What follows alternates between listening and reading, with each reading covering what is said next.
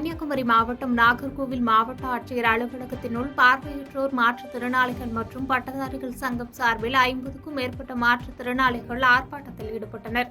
அப்போது கல்வி, வேலைவாய்ப்பில் முன்னுரிமை வழங்க வேண்டும் உள்ளிட்ட பல்வேறு கோரிக்கைகளை வலியுறுத்தி தமிழக அரசுக்கு எதிராக கோஷங்கள் எழுப்பினர். மாவட்ட ஆட்சியர் அலுவலகத்தினுள் போராட்டத்தில் ஈடுபட்டதால் பரபரப்பு ஏற்பட்டதைத் தொடர்ந்து போலீசார் அவர்களை அப்புறப்படுத்தும் முயற்சியில் ஈடுபட்டனர்.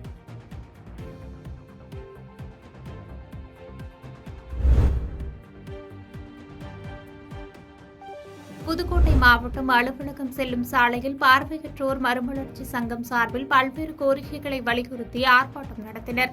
மாத ஓய்வூதியம் வழங்கி வருவதை 5000 உயர்த்தி தர வேண்டும், ஓய்வு பெற்ற ஆசிரியர்களுக்கு பழைய பென்ஷன் திட்டத்தை நிறைவேற்ற வேண்டும் உள்ளிட்ட பல்வேறு கோரிக்கைகளை வலியுறுத்தி 50க்கும் மேற்பட்டோர் ஆர்ப்பாட்டம் நடத்தி கோஷங்கள் எழுப்பினர்.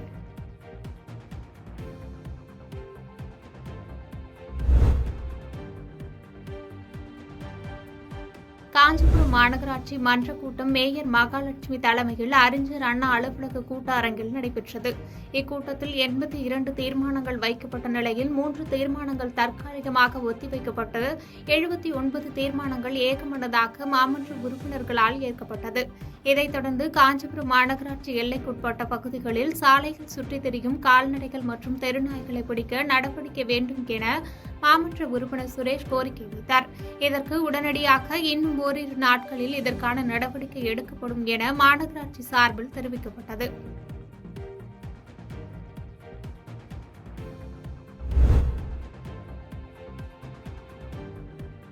சென்னை உயர்நீதிமன்ற வளாகத்தில் கடந்த 19ஆம் தேதியன்று காவல்துறையினரால் வழக்கறிஞர்கள் தாக்கப்பட்டதை கண்டித்து தமிழகம், புதுச்சேரி மாநிலங்களில் வழக்கறிஞர்கள் சார்பில் கண்டன ஆர்ப்பாட்டம் நடைபெறும் என அறிவிக்கப்பட்டது. இதனைத் தொடர்ந்து தென்காசி மாவட்டம் நீதிமன்ற வளாகத்தில் வழக்கறிஞர்கள் பார் அசோசியேஷன் சார்பில் மாவட்ட துணைத் தலைவர் சிவக்குமார் தலைமையில் கண்டன ஆர்ப்பாட்டம் நடைபெற்றது. காவல்துறையினரின் அடக்குமுறையை கண்டித்து கண்டன கோஷங்கள் எழுப்பி நடைபெற்ற ஆர்ப்பாட்டத்தில் 50க்கும் மேற்பட்ட வழக்கறிஞர்கள் கலந்து கொண்டனர்.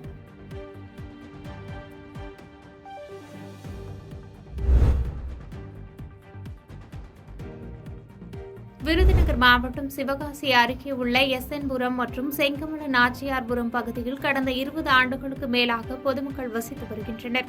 இந்த நிலையில் இப்பகுதியில் கழிப்பறை வசதி, தண்ணீர் தொட்டி, சாலை, மயான வசதி போன்ற அடிப்படை வசதிகள் இல்லாமல் அப்பகுதி மக்கள் கடும் அவதியடைந்து வருகின்றனர். இந்நிலையில் அடிப்படை வசதி செய்து தர வலியுறுத்தி அப்பகுதியைச் சேர்ந்த 50க்கும் மேற்பட்ட பெண்கள் மாவட்ட ஆட்சியரிடம் மனு அளித்தனர். முன்னதாக மாவட்ட ஆட்சியர் அலுவலகத்தில் குவிந்த பெண்களால் பரபரப்பு ஏற்பட்டது.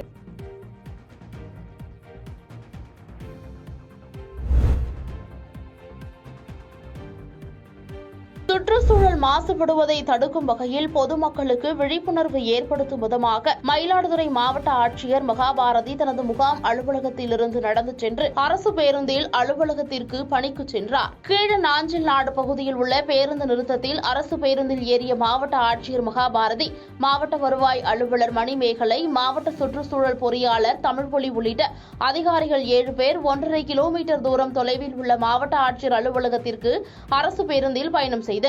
பின்னர் கீழவீதி பேருந்து நிறுத்தத்தில் இறங்கி அங்கிருந்து 500 மீட்டர் தொலைவில் உள்ள மாவட்ட ஆட்சியர் அலுவலகத்திற்கு நடைபயணமாக வந்து சேர்ந்து பொதுமக்கள் குறைதீர் கூட்டத்தில் பங்கேற்றனர்.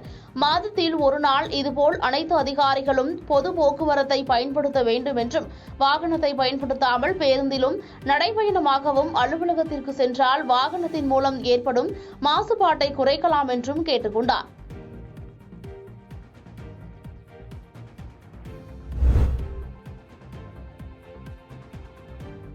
தேனி மாவட்டம் ஆண்டிப்பட்டி அருகே உள்ள கொத்தப்பட்டியில் அரச மரத்தை சிவபெருமானாகவும், வேப்ப மரத்தை வேப்பிலைக்காரி அம்மனாகவும் பாவித்து மக்கள் அரசு மரத்திற்கு வேப்ப மரத்திற்கும் திருக்கல்யாண வைபவத்தை நடத்தினர். சிவன், பார்வதி உருவத்தை 2 மரங்களிலும் பொருத்தி கைலாய வாத்தியம் முழங்க அரசமர அரசன் சிவபெருமானுக்கும், வேப்பமர தேவி வேப்பிலைக்காரி அம்மனுக்கும் வேத அந்தணர்கள் மூலம் யாக வேள்வி நடத்தி யாக மந்திரங்கள் ஓதப்பட்டு திருமாங்கல்யம் நடத்தப்பட்டது. முன்னதாக வேப்பிலைக்காரி அம்மனின் அண்ணன் என்ற முறையில் பெருமாள் சாமி கோயிலிலிருந்து முறைப்படி திருமண சீர்வரிசைகள் கைலாய வாத்தியம் முழங்க ஊர்வலமாக கொண்டு வந்து தம்பதிகளுக்கு வழங்கப்பட்டது.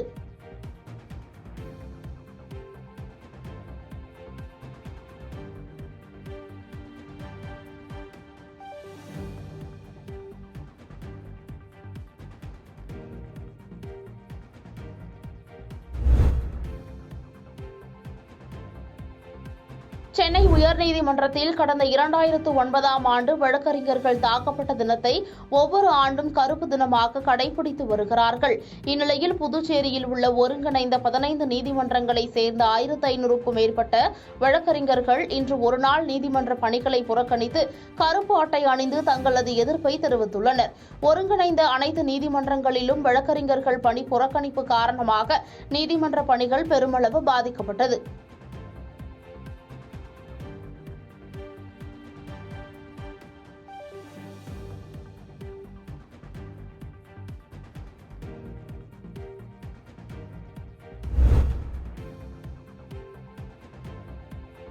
சேலம் மாவட்டம் இளம்பிள்ளை அரசு துவக்கப்பள்ளி வளாகத்தில் பாரம்பரிய கலைகளின் சங்கமம் சார்பில் கராத்தே பயிற்சியாளர் சேலம் கராத்தே நடராஜன் தலைமையில் உலக சாதனை நிகழ்ச்சி நடைபெற்றது. இந்நிகழ்ச்சியில் 5ஆம் வகுப்பு மாணவன் நந்தகுமாரன் கண்களை கட்டிக்கொண்டு கால்களை அகற்றி அமர்ந்தபடி 1 மணி நேரம் இடைவிடாது 10,051 பஞ்ச் செய்து world super talent book of record என்ற அமைப்பில் உலக சாதனை படைத்தார். உலக சாதனை படைத்த மாணவனுக்கு world super talent book of record அமைப்பின் சார்பில் பாராட்டி சான்றிதழ் மற்றும் பதக்கங்கள் வழங்கப்பட்டது.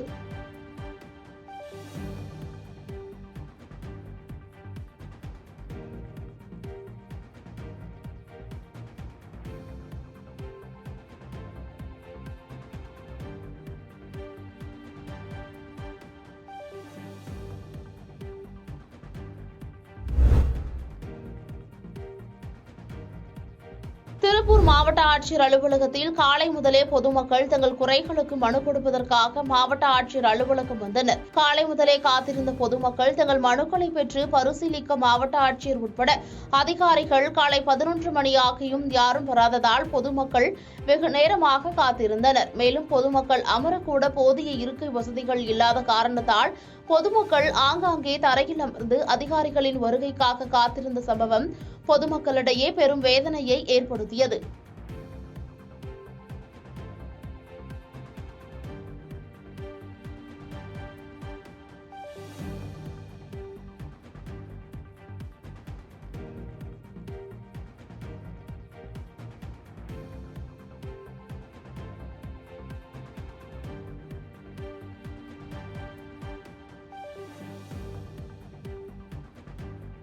பாதகம் செய்பவரை கண்டால் நாம் பயங்கொள்ளலாகாது பாப்பா. மோதி மிதித்து விடு பாப்பா, அவர் முகத்தில் உமிழ்ந்து விடு பாப்பா. அண்மை செய்திகளை உடனுக்குடன் தெரிந்து கொள்ள இணைந்திருங்கள் இயம்நாடு தொலைக்காட்சியுடன்.